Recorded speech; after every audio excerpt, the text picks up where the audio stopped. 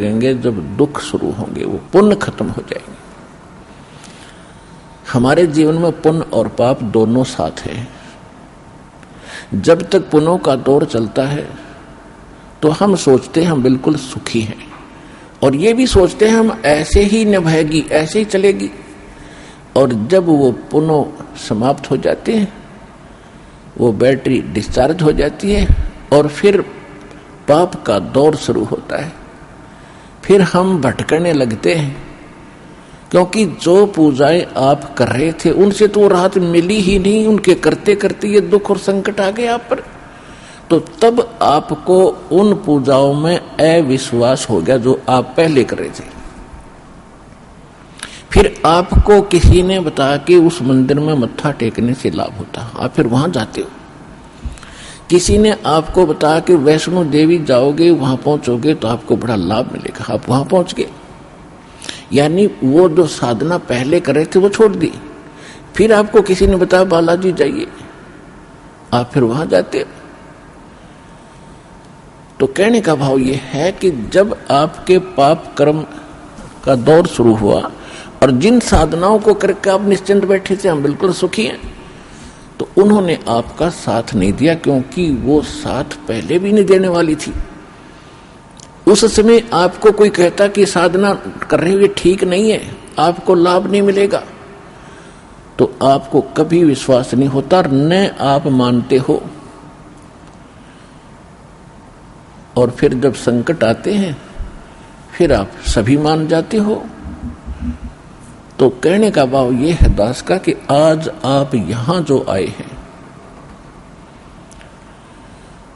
आपके पूर्व जन्म के संस्कार व बैटरी कति खत्म हो ली। अब हम देंगे चार्जर उस परम पिता की पावर के लगाने का, ये भक्ति विधि। और फिर आप उस चार्जर को लगाए रखना आखिरी सांस तक, कनेक्शन ना कटने देना।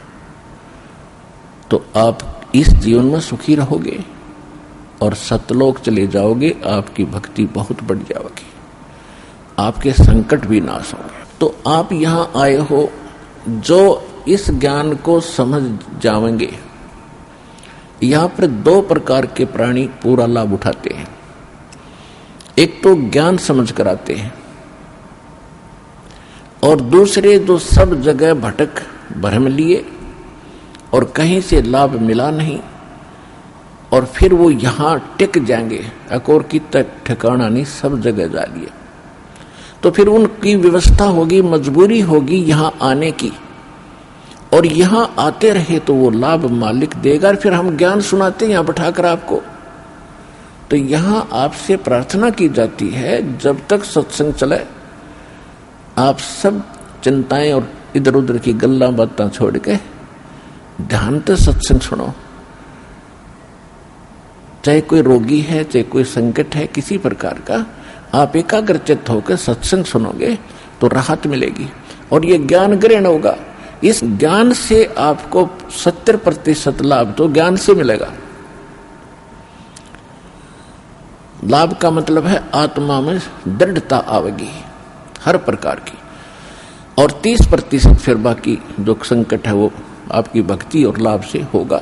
क्योंकि दास इसलिए कह रहा है इस ज्ञान से कि कई ऐसे दुख हैं जो बेमतलब के बड़े होते।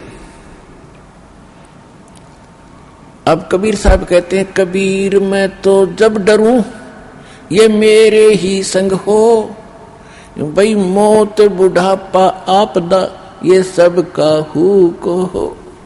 ये इस तरह के जो ज्ञान के वचन हैं, ये उस रोगी को, संकट वाले को बड़ा सहारा देंगे जो मृत्यु सैया पर है और ये सोच रहा है मेरा क्या होगा। देखो यहां कोई ना रहा और ना रहेगा। किसी की 2 दिन पाछे टिकट कट जाएगी, किसी की 10 दिन पहले कट जाएगी। यहां नहीं रहना किसी ने। लेकिन दुर्भाग्य उन प्राणियों का होगा जो सतलोक आश्रम बरवाड़ा जिला हिसार में ना आए होंगे। वो कति खाली जाएंगे, कति खाली, टोटली नष्ट करके जाएंगे जीवन को। और जो यहां आ गया, नाम भी ले लिया, प्रथम नाम लेकर भी उसका जीवन अंत हो गया, वो भगवान का हो गया, वो परमात्मा के जुड़ गई आत्मा, उसमें बीज पड़ गया भक्ति का।